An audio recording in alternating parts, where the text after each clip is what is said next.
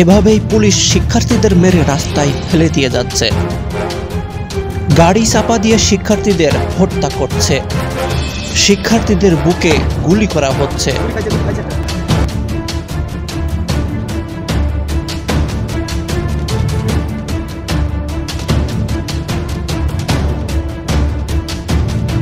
আসসালামু আলাইকুম দর্শক, আজও বাংলাদেশে শিক্ষার্থীদের চলছে আন্দোলন, সেই সাথে মাঠে নেমেছে আওয়ামী লীগ বিরোধী যে দলগুলো আছে সকল দল একত্রে জুম্মার নামাজের পরে কিন্তু মাঠে নেমেছে। এবং গতকালের মতো আবারও আজকেরও পুলিশের সঙ্গে কিন্তু একের পর এক সংঘর্ষ হচ্ছে শিক্ষার্থীদের বা বিএনপির নেতাকর্মীদের সঙ্গে কিন্তু নয়াপল্টনে।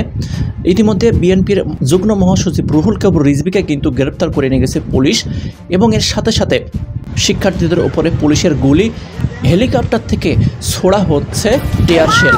যদিও বা বাংলাদেশের সকল নেটওয়ার্ক বন্ধ করে দিয়েছে সরকার, এরপরেও কিন্তু ফেসবুকের যে পত্রিকাগুলো আছে, প্রথম আলো, এখান থেকে কিন্তু দেখা যাচ্ছে আপডেট দিচ্ছে তারা কি ঘটছে। আর সারাদিন গতকাল কমপ্লিট শাটডাউনেই মৃত্যুর সংখ্যা ছিল শিক্ষার্থীদের প্রায় 50 জন, আর সেটা দাঁড়িয়েছে 70 জনের উপরে।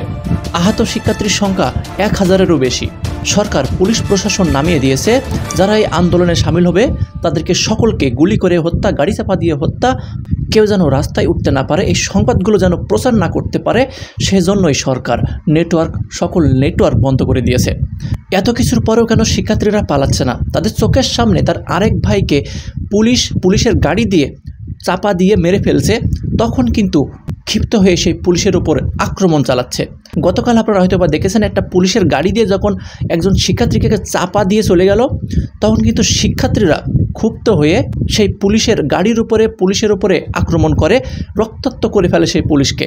কতটা রাগ না থাকলে রক্তাক্ত অবস্থায় মারতে থাকে শিক্ষার্থীরা।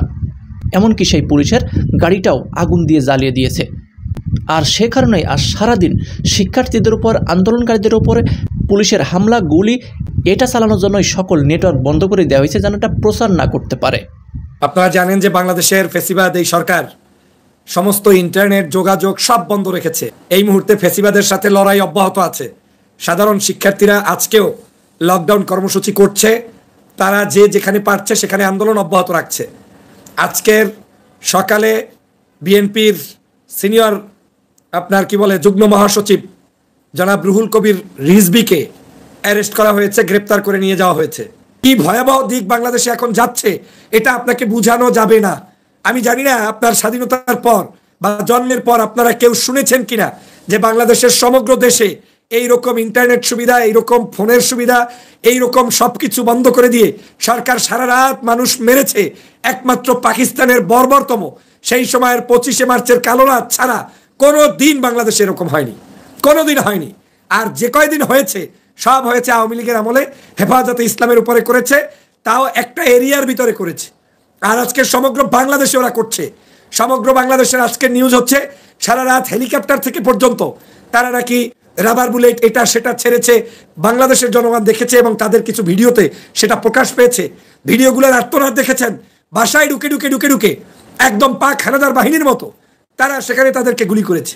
কে কোন অবস্থায় আছে এটার পূর্ণ বিবরণ জানা যাবে না। আপনি হয়তো নিজেও জানেন না যে আপনার আপন ভাইয়ের কি অবস্থা, আপনার বোনের কি অবস্থা, এই মুহূর্তে কাকে মেরে ফেলেছে, কাকে গুম করেছে, বলা খুব মুশকিল হয়ে দাঁড়িয়েছে। কারণ পত্রিকাগুলোতে পর্যন্ত নিষেধাজ্ঞা দেওয়া আছে যে কোনো নিউজই করতে পারবে না। তারপরে তো আবার সবকিছু বন্ধ। তাহলে এই সরকার পৈশাচিকতার চরম পর্যায়ে গিয়ে জাতির সাথে তামাশা করছে, জাতির সাথে বিবেকবান দেশকে আজকের ধ্বংস করার জন্য চরমভাবে মেতে উঠেছে। আমি বারবার বলেছিলাম যে এই সরকার এখন আর আওয়ামী লীগের কোনো সরকার নয়, এই সরকার এখন আর দলীয় কোনো সরকার নয়, এই সরকার এখন আর কোনো মানবতার সরকার নয়।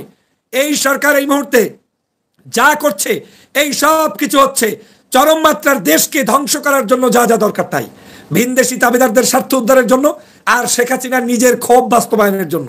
তিনি তার নিজের স্বার্থের জন্য মরার আগ পর্যন্ত এই বেটি যা ইচ্ছে তাই আপনাদের উপরে চাপিয়ে দিবে, করতেই থাকবে। বাংলাদেশে আপনি ব্যাংক হুন্ডি কোনো ওয়েতে কিচ্ছুতে টাকা পাঠাবেন না, কোনো চ্যানেল ছাড়াই, কোনো কিছুতে না। ওই দেশে পাঠাইলেও সমস্যা, ওইটা দিয়ে তারা মুরগি কিনবে, মাছ কিনবে, অন্য ওয়েতেও আপনি টাকা পাঠাইলে সমস্যা। ওইটা দিয়ে দোকানে যাবে, বাজার করবে, ওই বাজার ঘাট সব বন্ধ করে দিতে হবে। গতকালকে বাংলাদেশে কি হয়েছে কেউ জানে না, কিন্তু এতটুকু সবাই জানে যে একটি কালো রাত হয়েছে। সমগ্র ঢাকাতে রাস্তায় রাস্তায় গুলি করেছে।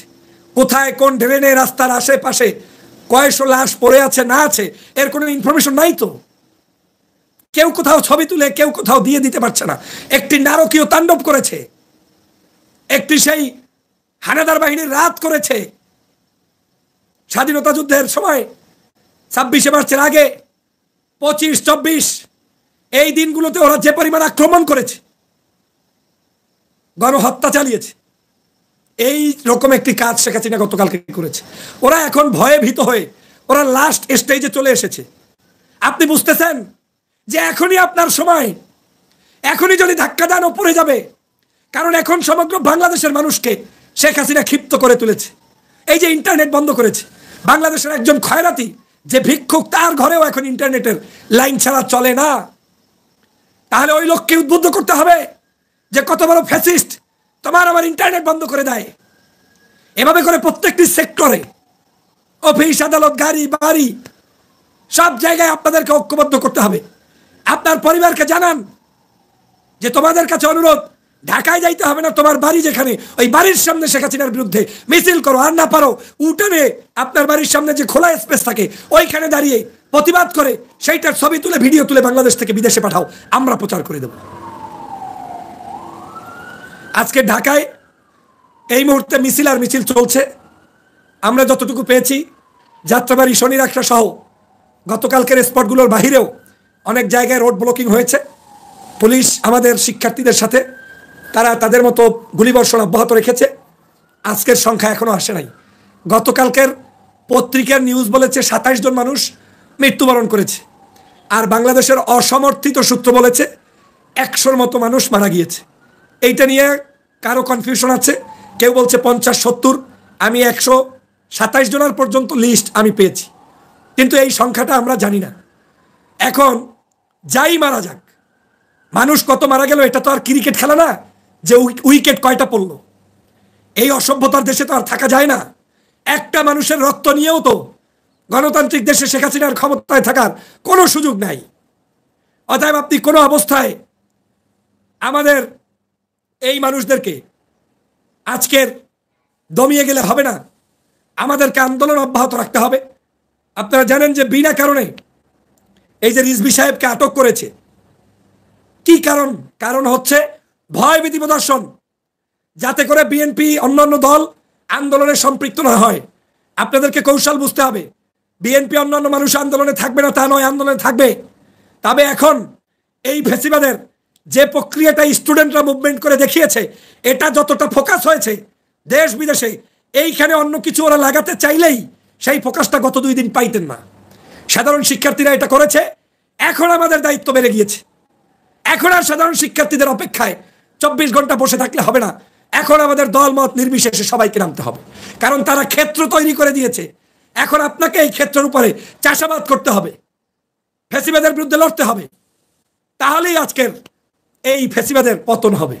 এই আন্দোলনটাকে ওই ডিবির হারুনরা হুজুরদের আন্দোলন বলে চালাতে চায় বিধায় গতকালকেও সংবাদ সম্মেলনে বলেছে মাদ্রাসা শিক্ষার্থী সম্পৃক্ত হয়েছে।